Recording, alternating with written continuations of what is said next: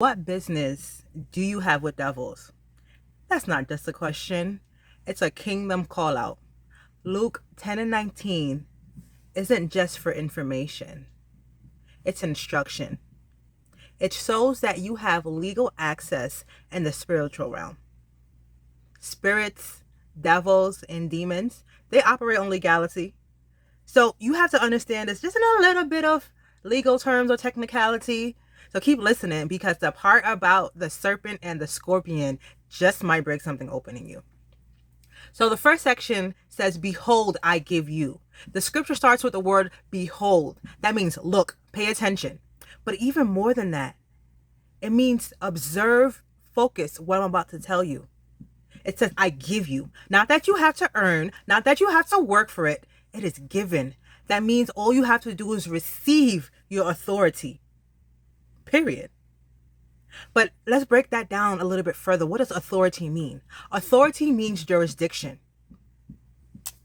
It means that when you have authority, you are the more powerful one. It means that you have the power of choice, right? So you have the power to fight, or you have the power to trample, or you have the power to do nothing. And when you're not operating your authority, you may sit back and do nothing. But you have been given physical and mental power. That's what authority is. All you have to do is receive it. The next part says to trample, which means to crush and confront. To trample means to crush with your feet. It also means to confront and conquer. So to successfully encounter danger, you will successfully confront the danger from the plots, the persecution, and the hostility. The enemy will gladly use you to prevent you from preaching the gospel.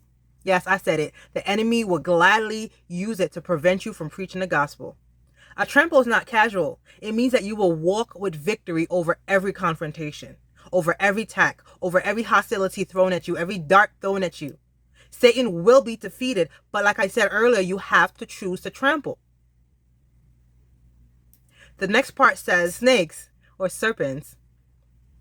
That is a cunning and manipulative being, a cunning and manipulative spirit.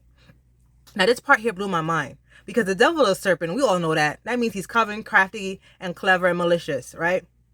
And we know that he's intending to harm you. And some of us may know this or not, that he is crafty. He has sharp judgment and discernment. But that person who comes to manipulate you, that Jezebel spirit, that narcissist, they're also acting like a serpent. Yep, they're acting just like the devil.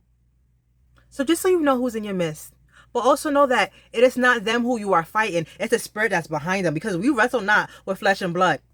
You are not fighting that person. You are fighting the spirit that's controlling them. And you have the authority over that. But again, you have to choose to trample.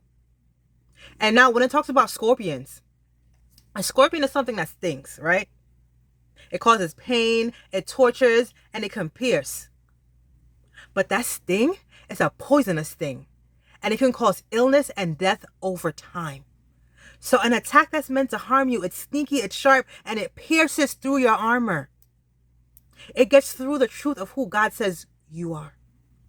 But hear this, even though it gets through, even though it may get through to your mind, even though it got you thinking negative, you still have the authority.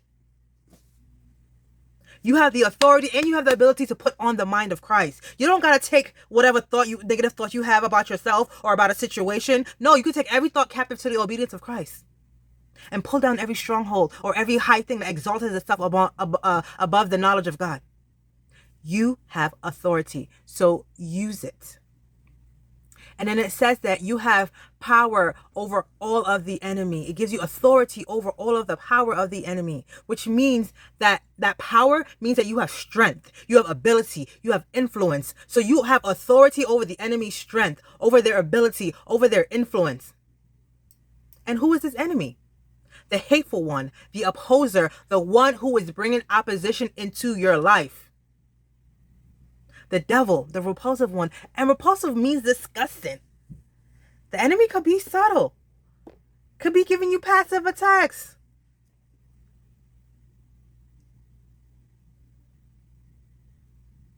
The enemy can give you passive attacks that have been sicking in since you have been a child.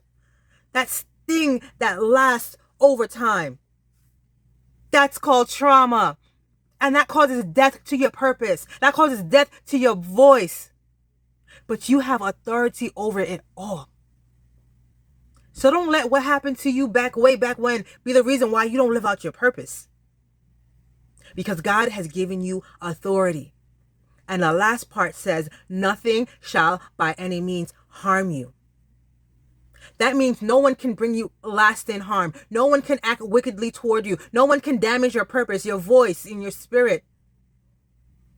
With all that shame, that blame, the trauma, the silencing, the abuse, the lies, it will not stick. It may delay you, don't get me wrong, but it will not destroy you. You are a child of the Most High God.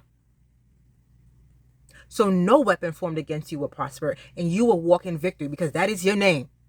You are called victorious. So let me ask you again, what business do you have with devils? 2 Corinthians 6:14 says, what fellowship can light have with darkness? You don't have to entertain it. You don't have to explain it. You just need to trample it. And hear this clearly. Part of recovering from trauma is taking your authority back. You don't just heal emotionally. You take your seat spiritually.